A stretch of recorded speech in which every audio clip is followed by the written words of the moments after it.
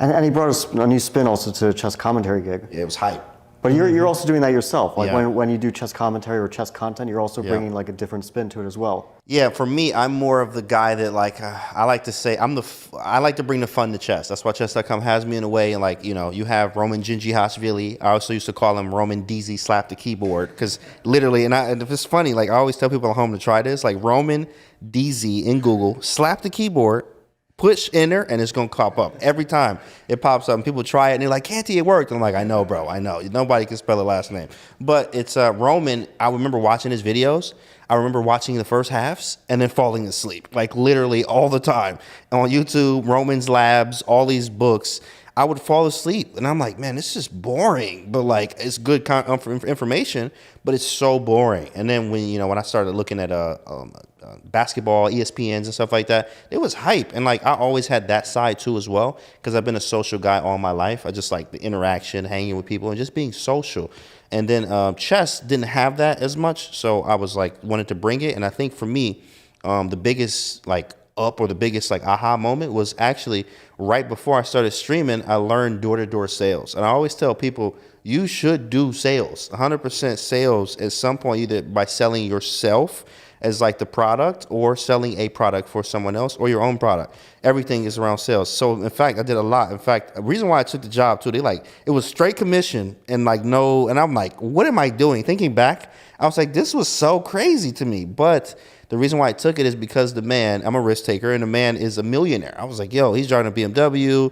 You know, he recruited me in a way. He has a nice house. And I'm like, yo, he only does door-to-door sales. I don't understand this. I need to understand it. So I stayed for a year and I learned some skills where they was like, hey, either you're going to use these skills when you leave here and be very successful in whatever you do, or you're going to be promoted out where like the promotion, like you get your own office and then you have your own sales teams to do the same thing that he was basically doing.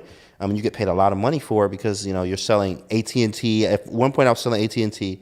Then we moved over to Direct Energy, which is like an energy type thing for like, the lights. So this was just basically a company that was speaking with other companies that wanted to sell. They wanted to do direct selling. You have clients, basically. And you have clients, correct, for direct sales. Exactly. It was direct sales. And you have to knock on all weather. Didn't care. The only time you don't show up is if you just physically can't. You're super sick or something, stay home.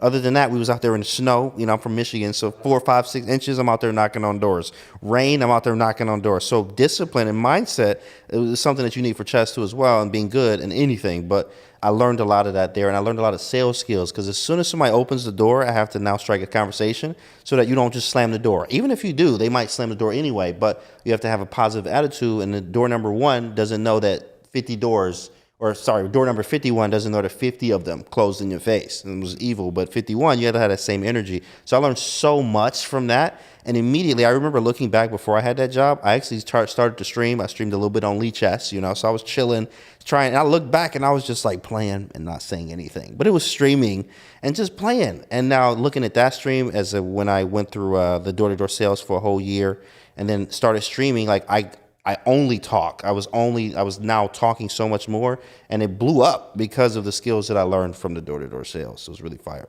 Yeah, that's really interesting. Yeah, it's really cool, bro, because that's how my commentary is like that too. I got to make jokes, make it fun. You want to learn, but you also want to make it fun. There's times to be fun, and there's times to be very serious, or there's a combination of both, and that's how I like to do it. In a way, I like music too as well, and so it's kind of like trap and house beats and like hip hop chess in a way. It's very cool. It's a different way to look at chess. Chess doesn't have to be this super boring game. Super serious. You got to keep people's attention. Exactly. That's the main thing, right? Yeah.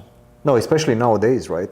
In the era of ESPN style commentary with pretty much every other sport, and I feel like this is also very much an attribute of what we see in the United States and North America in general. Europe is much more different, especially when it comes to chess commentary. You don't have the same styles in Europe. If you tune into any broadcast, like the European Team Championship, it's going to be a different style. The suits, and not to knock them or anything. Knock on them, because I wear a lot of suits also when I do commentary. And, that's cool. I would love to be able to drop the tie. I'm not gonna lie to you. I would love to be able to drop the tie. Be more casual. Yeah. And I think you do that quite well.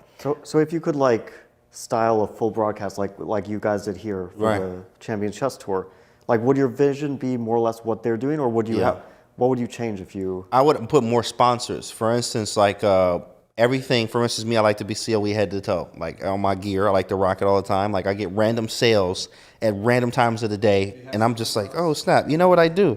In fact, I got something for you, big dog. See if we can rock that. Yeah. We got to get Fabi something that's a little bigger for Fabi. We either gonna have to hit him in the gym and give him a whole bunch of reps, or you know what I'm saying, we just give him a smaller size. Do you have a size for small guys? You know what we do? We have size for everyone. We have sizes for everyone. That one is a little bit bigger. It's smaller for me because I tried it on. I'm like, yeah, this is a little tight. You know? Okay, look at that. COE on body, on body. Let's do some bench. That's right, baby. Look at him. Yeah, I'll get you. We're gonna get Fabi some gear too, though. We're gonna get Fabi some gear. So send it up. Let's go, baby.